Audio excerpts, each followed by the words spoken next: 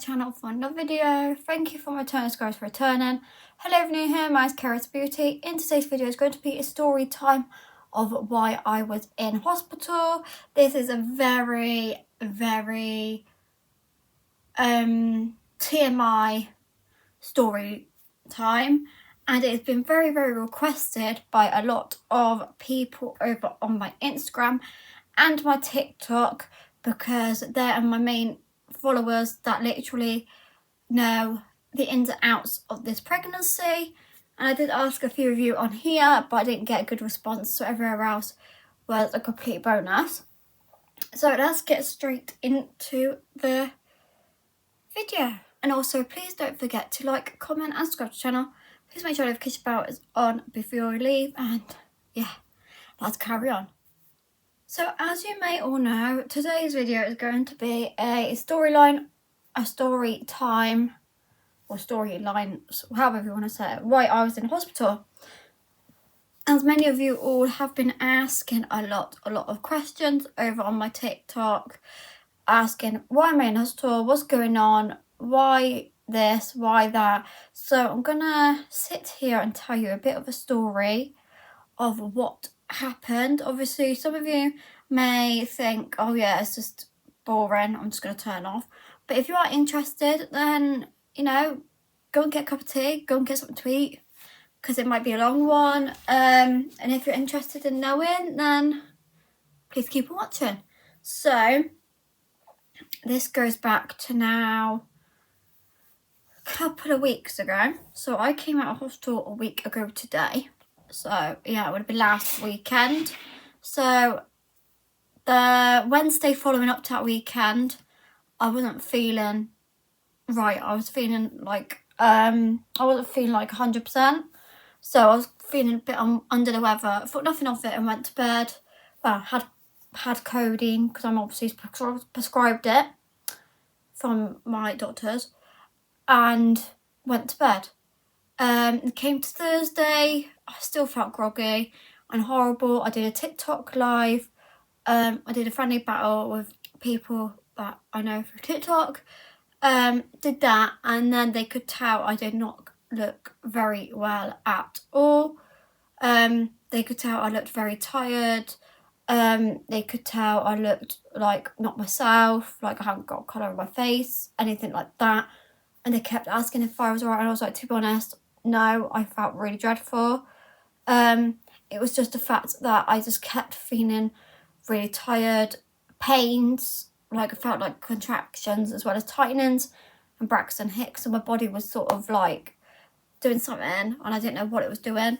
I was quite headachy, I felt sick, had quite a lot of discharge, TMI for anyone. Had obviously discharge on that Wednesday and Thursday, and it was a lot more than normal, so it obviously something wasn't right in my body and I didn't know. So yeah, I went to bed Thursday night feeling absolutely awful. Woke up Friday morning feeling okay. I took some paracetamol that morning because I just felt dreadful. I had like a headache, pains, so I took some paracetamol before I went to go see my midwife. This was for my 32 week appointment with her, and I was only 31 plus 5 at the time. Yeah, 31 plus 5. So they always say to do it a couple of days before. So I went to go and see her that Friday morning, and she did my blood pressure. That was fine. She then did my H2O carbon monoxide levels. That was a 1. That was fine. That means I've just been by cars basically. And then she tested my weight and was like, sort of like a bit concerned. And I was like, oh, so was my urine okay? And she was like, you know, not really gonna lie to you, there was a bit of protein in it. And I was like, is that something to be concerned about? Because of the way that I've been feeling. Because I told her like how I've been feeling recently with like the discharge and the Braxton Hicks and the tightenings and everything like that. And then she was like, right, let's get you on the bed, check if baby's okay, and check if anywhere hurts. So she was feeling obviously all around my bump, trying to see where she is. and she couldn't find her. Didn't know where she was. She was obviously hiding. And then obviously as she pressed down near my scar, she could tell it was quite soft but tender, and something was going on within my bump. And then she then put the fetal Doppler on my bump and checked if she was all right, and she was a little bit high for her heart rate, but weren't a lot, luckily. And then she could tell that I was in quite a lot of pain getting up off the bed, and I was basically crying. I was literally led there crying because I was in so much pain and I felt so ill. I don't know what was going on in my body.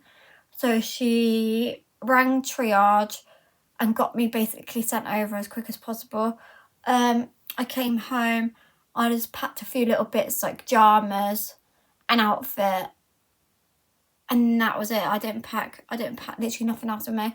I didn't pack on my iPad. I didn't pack no chargers. I packed portable chargers. I packed portable chargers as well.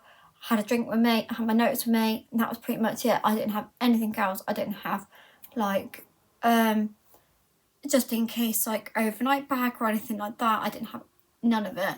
So the kids got picked up by the grandparents. Arlo had a day off nursery that day. And then I got took over to Gloucester Hospital to go to maternity triage. I didn't get there till 12:15, 1:45. Because obviously my appointment didn't finish till about 11, 11:30. So I had obviously had to wait for kids to be picked up and everything. Got over to triage, got admitted on a bed, spoke to them about what has been happening,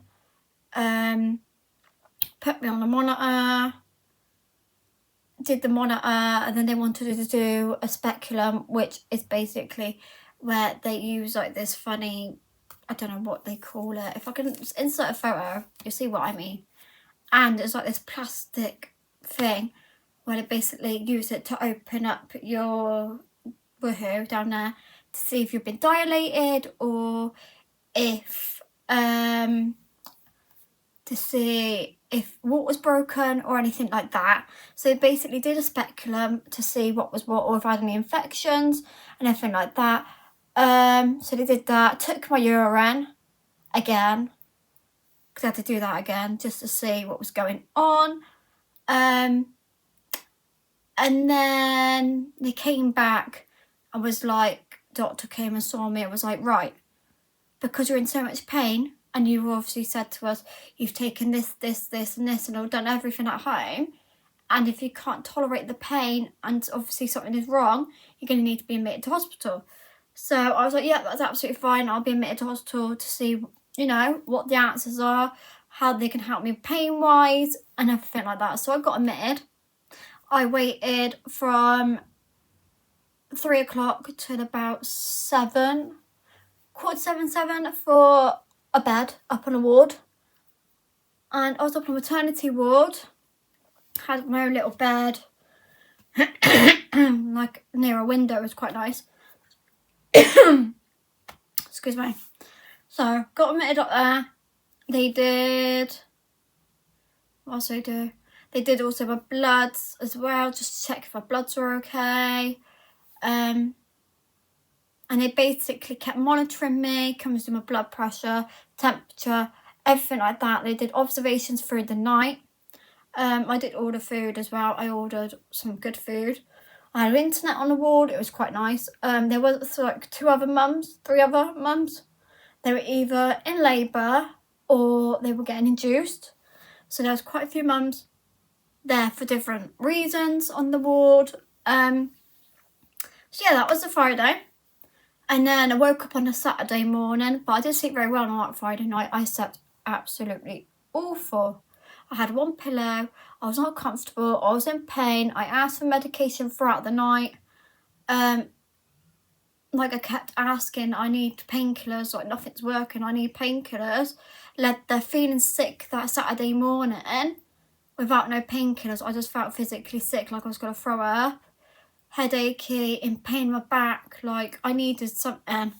Luckily, midwife gave me some tablets, and I think I fell back asleep or whatever. I saw the doctor that morning, and the doctor asked about a few questions, and he was like, right, yeah, we're going to get some more tests done, we're going to get you a scan and everything like that sorted.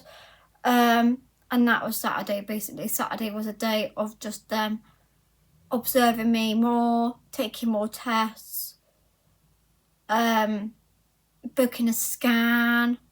I had my family come and visit me. I had a partner come see me that whole Saturday. The whole day. He literally came and saw me about lunchtime, and then he went home about 5 o'clock to go back to the boys. And then, yeah, I had all my friends call me, check up on me, everyone messaging me to make sure I'm alright, and asking things. Just kept getting woken up for observations and things like that. I got food, I ordered food, obviously as a luxury of being in hospital, because their food is absolutely vital. I kept asking midwives, oh, can I order food, because I'm not keen on the hospital food. And one of the midwives was like, you know what, I agree with you, like, it's absolutely disgusting. The best thing about hospital food is their breakfast, because I had such a nice yogurt and a cup of tea that one morning. Their cups of tea were really nice, I really enjoyed them. The shower was nice as well, I had a shower when I was there, it was nice. But yeah, that was a Saturday basically. And then on the Sunday, I was going down for a scan that morning, so my dad and my partner came to the hospital and gave me to my scan. I got scanned. Well, no, previously actually. So Saturday, so obviously I forgot there was a few other bits to tell you guys. Just because I'm rambling. On the Saturday, I did get told I had a false positive that I was in preterm labour, or shall I say labour. If you don't know what preterm labour is basically when you could give birth before 37 weeks. I was at the time 31 plus 6. So I was literally underneath all of preterm basically, and I've been under preterm risks for quite a long time because of just medical history of my pregnancies and the risks that I have had throughout my pregnancies. So they thought it was preterm labour because of the false positive and thought my waters broke. So this is why they sent me for a scan on a Sunday morning. So my partner and my dad came with me to my scan on the Sunday morning. He was literally downstairs anyway. But I wanted some company. I didn't want to do it on my own sort of thing, so I didn't know what was going on. So my dad waited and my partner came in with me. It was literally like a 5-10 minute scan. And the woman was like, oh, you're here from upstairs, aren't you? And taking my details.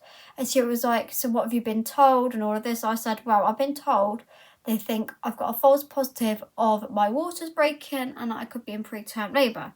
She said, all right, let's have a look. Let's check everything's okay. So she measured baby girl and she is now 3 pounds 15 ounces. So she is bigger than her last scan previous to that. And then they measured my water and that the automatic fluids water around her. That was absolutely fine. It didn't look like my waters broke, basically. They didn't break. And then she was obviously seeing where her head was. She checked down there, couldn't see head, could see legs. So her legs were literally down at the bottom. And then it was basically her bum and then her head in my ribs. So I basically got told I've got another breech baby with the legs facing down. Obviously that could be dangerous for me because it's my second breech baby now, which is scary because if it was to come out the wrong way, anything could happen. I've been told to have a C-section because it's the safest option for me because of the baby. It's already been in the pipelines anyway of just in general. So yeah, I got told that. went back up to the ward, gave them my notes for my scan, and then carried on with that day. I had my mum, my sister, and my partner's nan come see me in hospital, took me down for lunch. I went out for lunch quite a few times when I was in hospital actually, but in the hospital obviously, because I couldn't walk far because the doctor said to me that it would hurt when walking far and it would hurt just in general because of what was going on. So on the Monday, I was told that I could get discharged that day. Doctor said I wasn't allowed to go on trains. I had to go careful. I had to get like a car home. I basically won't get cars and things to places because of just the pains that I was in. It was quite disturbing my body. And then what else? So I was told that.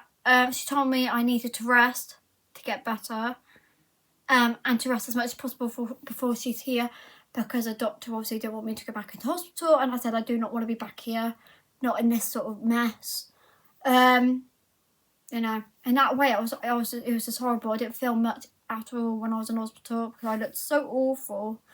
It was the worst time to be in hospital, basically, being so unwell. I didn't know what was going on. And then I was told it wasn't my waters. I had a breech baby and I had an infection. And it was a UTI infection, which made me very, very poorly, to the point I had to go into hospital to find it out because of the symptoms. Because my body was giving off different symptoms to what a UTI would give. So in hospital, I had obviously... Well, before I went into hospital, I had a discharge, I had a Braxton Hicks, I had the contractions, I had tightenings, headaches, feeling sick, and so on. And then when I was in hospital, I had discharge, and then it stopped and changed. And then I wasn't urinating as much. So that was obviously another problem. And it hurt when I was urinating because all the pressure down there. It would hurt when I was moving, like getting comfortable, because it was so uncomfortable. I couldn't get comfortable. I already suffer my back as it is. And obviously, I just felt really sick every single morning. So they sent me home with antibiotics for 7 days. And they have basically done the trick. I did 3 days in hospital, 5 days at home, resting non-stop on the sofa, doing nothing, because I was in so much pain. And yeah, and then that's basically been it. So I am going to be obviously resting a lot more now because I've been in hospital, and I'm going to be taking it easy until she is here, just so I don't, you know, overdo it in my body, because my body's telling me just to rest and to not overdo it. So that was story time of why I was in hospital. I hope you all enjoyed today's video. Please don't forget to like, comment and subscribe to our channel, and please make sure notification bell was on before you leave, and I'll see you all soon for another video. Love to all. Bye guys.